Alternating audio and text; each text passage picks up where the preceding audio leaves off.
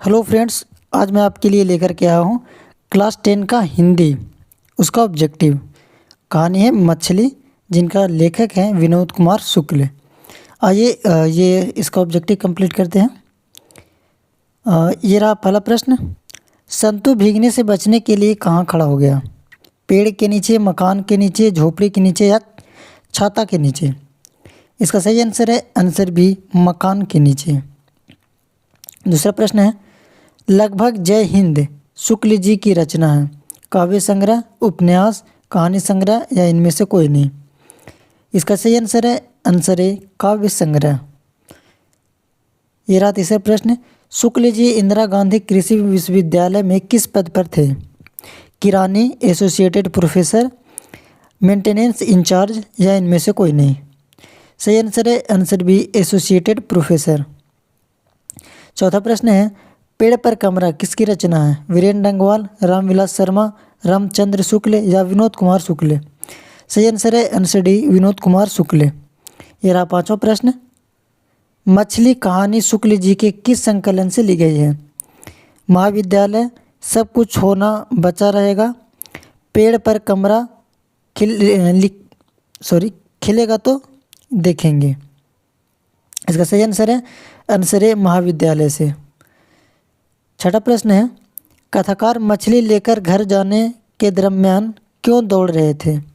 मछली खाने की जल्दी थी, मछली मर जाने का डर था, पिताजी ने दौड़कर जाने को कहा था या वर्षा के कारण? सही आंसर है आंसर बी, मछली मर जाने का डर था। अगला प्रश्न है, कथाकार के झोले में कितनी मछलियाँ थी? 2, 3, 4 या 5? सही आंसर है आंसर बी, 3। अगला प्रश्न है, पिताजी ने बाजार से कितनी मछलियाँ खरीदी थी? 1, 2, 3 या 4? इसका सही आंसर है आंसर सी, 3 मछलियाँ। नौवां प्रश्न है, विनोद कुमार शुक्ल द्वारा रचित कहानी है बहादुर, मछली, विष के दांत या कुहासा? सही आंसर है आंसर बी, मछली। ये रहा 10वां प्रश्न। विनोद कुमार शुक्ल का जन्म किस राज्य में हुआ? हरियाणा, राजस्थान, उत्तर प्रदेश या छत्तीसगढ़? इसका सही आंसर है आंसर डी, छत्तीसगढ़। ये रहा 11वां प्रश्न। विनोद कुमार शुक्ल का पहला कविता संग्रह लगभग जय हिंद कब प्रकाशित हुआ? 1970, 1971, 72 या 73? इसका सही आंसर है आंसर बी, 1971 में।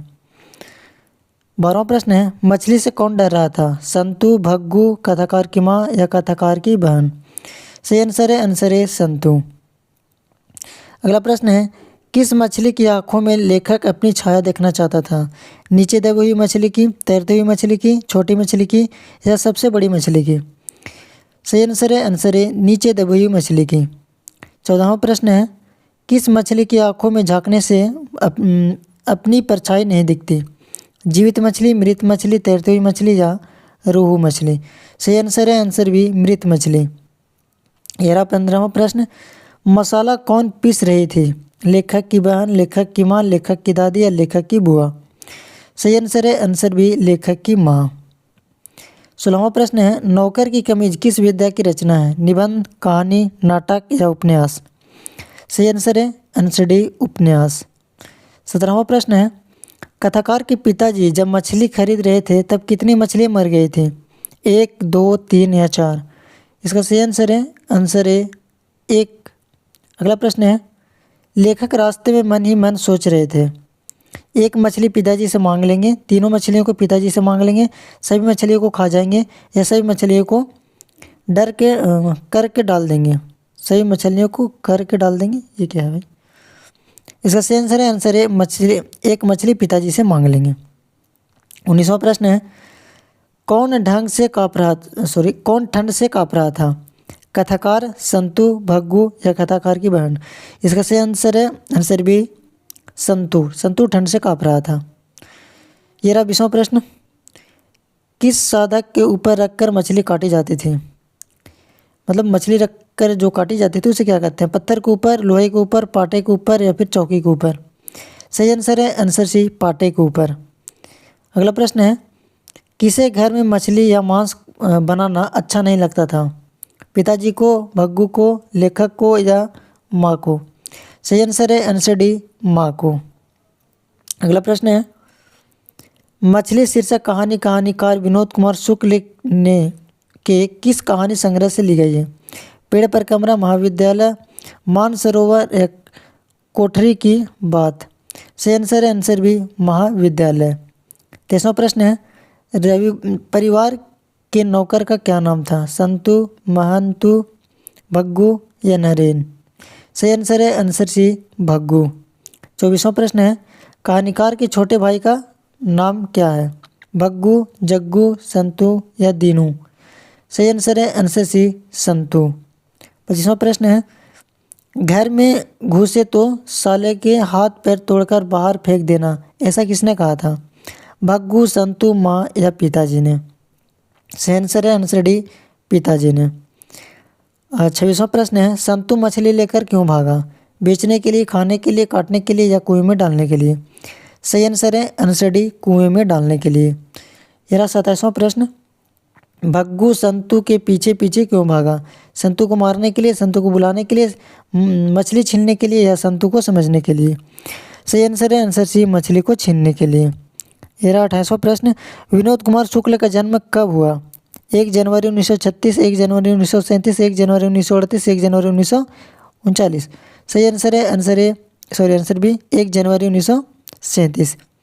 29वां प्रश्न है, मरी हुई मछली की आंखों में नजर आ रही थी परछाई, कालापन, कालिम या श्वेत?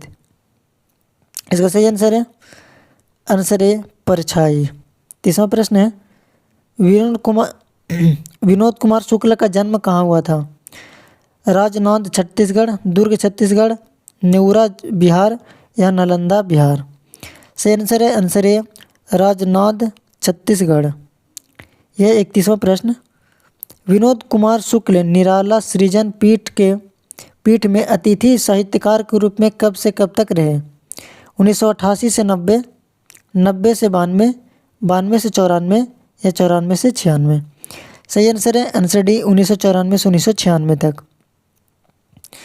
32वां प्रश्न है, शुक्ल जी की कहानी संग्रह है, नौकर की कमीज, दीवार में एक खिड़की रहती थी, खिलेगा तो देखेंगे, पेड़ पर कमरा?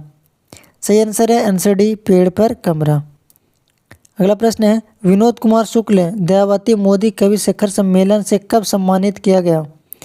1993, 95, 97 या फिर 99? सही आंसर है आंसर डी, 1999। यह रहा आखिरी प्रश्न, मछली काटने का काम किसके द्वारा किया जाता था? पिताजी के द्वारा, लेखक के द्वारा, पड़ोसी के द्वारा या भग्गू के द्वारा? इसका सही आंसर है आंसर डी, भग्गू के द्वारा। आपने इन 34 प्रश्नों में कितने प्रश्नों का सही जवाब दिया है? कमेंट सेक्शन में करके जल्दी से अपना बताएं कि आपका कितना प्रश्न सही हुआ। और क्या आप इस बार यानी 2026 में एग्ज़ाम दोगे बिहार बोर्ड का? ये भी कमेंट सेक्शन में ज़रूर बताएं। जय हिंद।